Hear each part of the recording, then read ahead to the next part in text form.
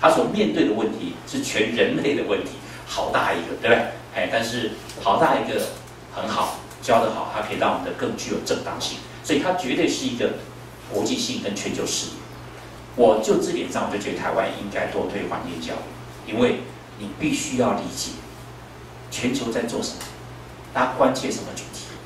好，1992年讲什么，2002年讲什么，好，2009年说什么。等一下给各位看一下小小的影片，看一下，我觉得这叫全球性。我看到那影片，我自己我就蛮感动的哈。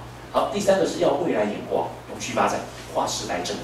好，第四个要重视议题，它是 issue oriented， 它重视议题，它不重视知识。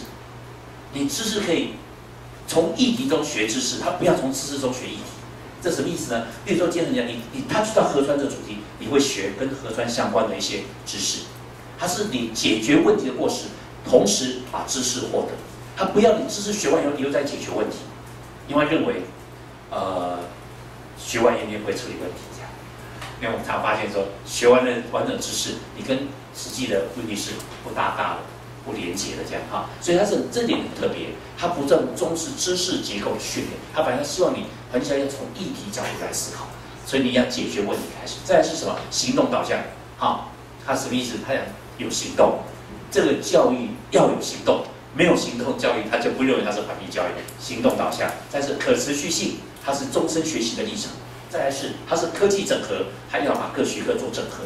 最后一个是它是经验导向，什么经验导向？就刚讲自然体验，你一定是亲身体验的一种学习活动，还叫环境教育啊。所以谈到你说今天对议题解决，你一定要亲自去体会、去调查、去参与、去行动，这才叫做议题解决的模式，或者是说议题导向教学。所以你看，议题、行动、持续、经验导向、亲自体验、科技整合，其实它整体上来说，这是它整个这样教育的课程的特质这样。所以当你把这任何特质整在一起的时候呢，你所规划的课程可能就不太一样，跟平常我们谈的教学可能就不太相同这样啊。这是它几个特质。我剩下18分钟哈，我也可以再看一下东西。我觉得为什么它说是国际导向哈？这是我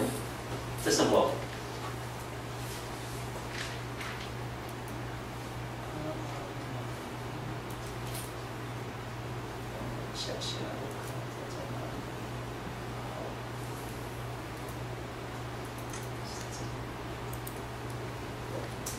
里？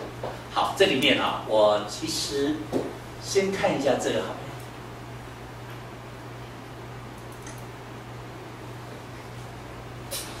这里不好播，这样好了。有没有什么要问？你现在帮我调一下，我现在帮我把那个播一下那个主题的档案。我很喜欢看的是，也看小孩子跟环保的关系、国际视野哈。然后呢，我现在可以给各位一点，如果在调的时候有没有什么要分享的？好。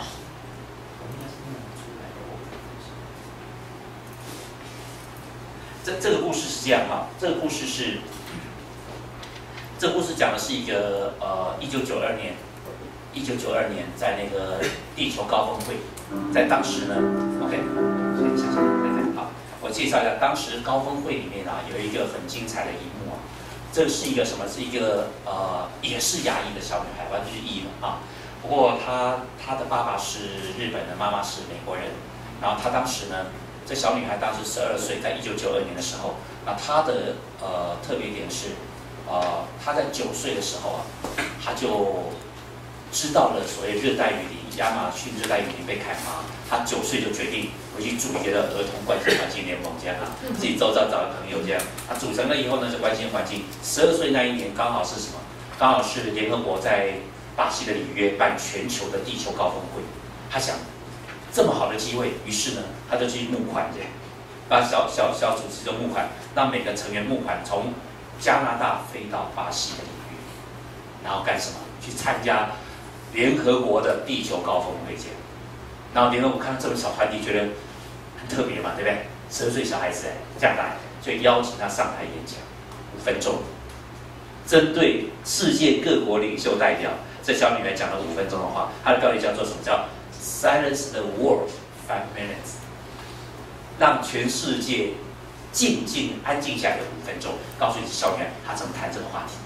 那她只是因为当时我找这个全文的，发现说，她都没有中文翻译，但这个是有的，但有的她是介绍，就跟大家看一下。我谈第一件国际实验，第二件谈的是说，从这种事情感动到，其实环保跟孩子跟学习或个人生涯发展怎么结合在一起，这样哈。好，我就就这个哈。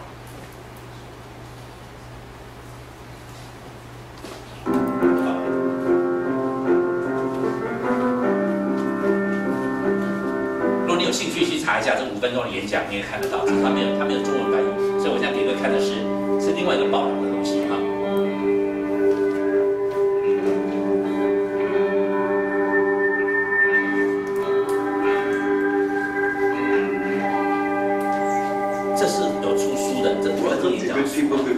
Today, we go back to the year 1992, to the United Nations Earth Summit in Rio de Janeiro.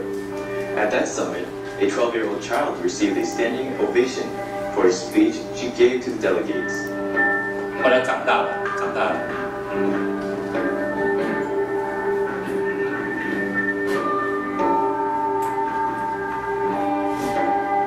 She is Severn Suzuki. On today's program, we will look at Severn Suzuki, the young environmental activist, speaker, television host, and author.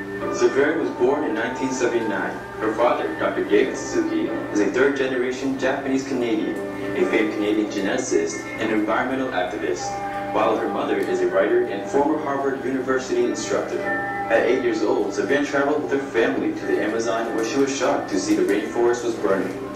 She told herself someone had to do something about this.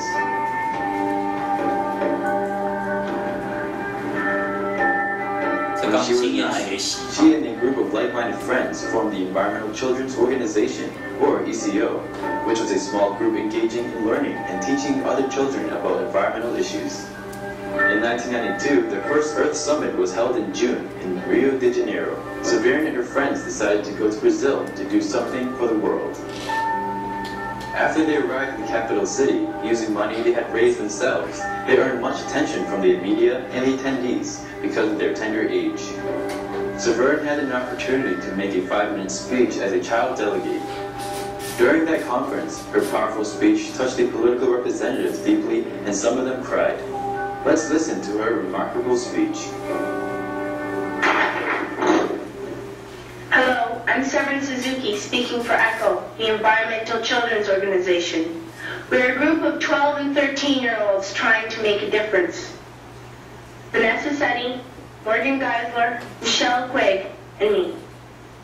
We've raised all the money to come here ourselves, to come 5,000 miles to tell you adults you must change your ways. Coming up here today, I have no hidden agenda. I am fighting for my future. Losing my future is not like losing an election or a few points on the stock market. I am here to speak for all generations to come. I am here to speak on behalf of the starving children around the world whose cries go unheard.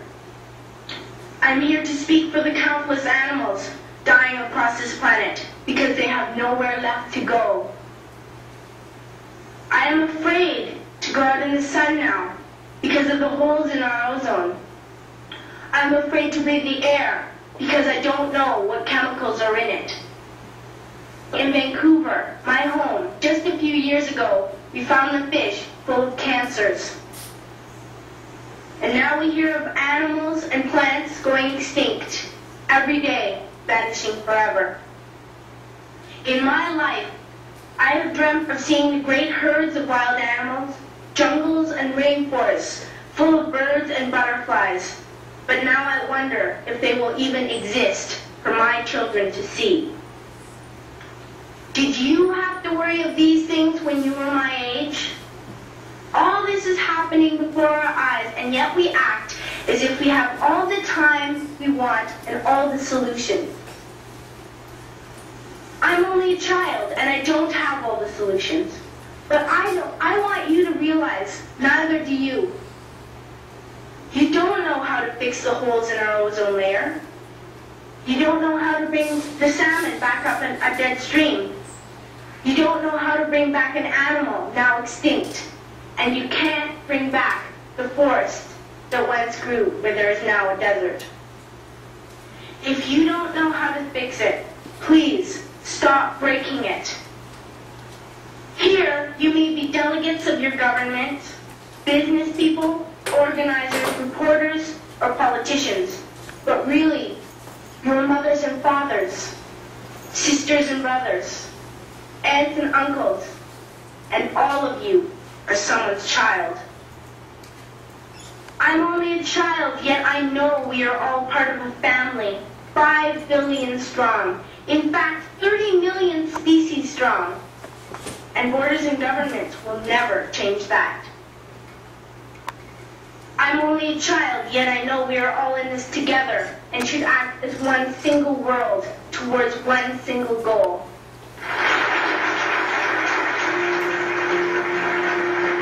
This is Good People, Good Works, and we'll be back with more on environmentalist Severin Color Suzuki after these messages here on Supreme Master Television. 因为时间关系，我就不再播下一段，现在介绍到后来的发展。他持续，他后来读耶鲁大学，然后持续在做跟环保，在推动环保，在世界各国上推动演讲跟带领这样活动。所以这是一个很不错的例子，可以看一下。其实我一直会期待，就是说，其实环境教育它对一个孩子的发展，它就里面说它是可以有很大发展空间。它从你关心的事物上来说，它是一个扩大胸怀，它从国际视野来看。当然不表示你每个从国际、从地区环境的体验也 OK 的，只是说它是一个可以从地区的关怀一直到国际视野的扩充，它是一个可以这样的一个方式所以这个好例子，我觉得看另外一个例子也很棒另外很好玩，就是看着小孩子，对不对？讲环保都在讲小孩讲小孩的好处，就告诉你说，这我们强调的跨时代正义那接着这个，我们看那个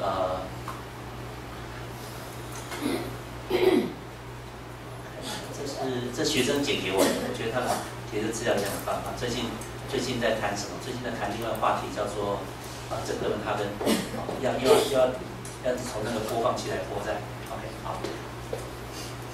我在跟全台湾的教育局处长也是用这个题材，我让看呢周期期，让看教育的潜力，我让看这个 case 可以看到说小孩子跟如何结合在一起这样那这个我介绍一下，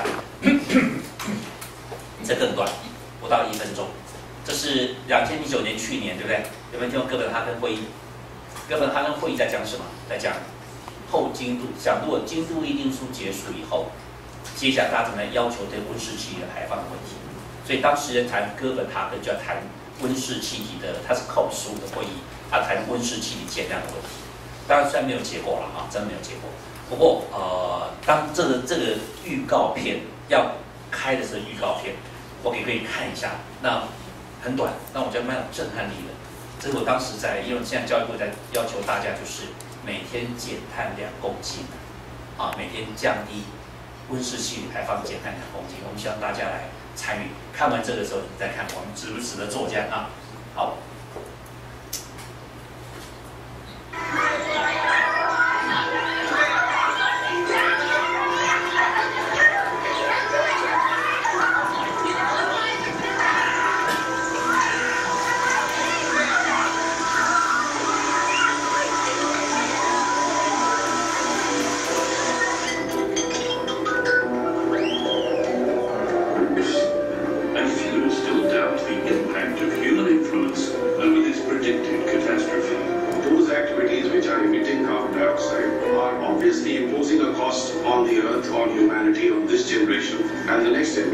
The number of environmental refugees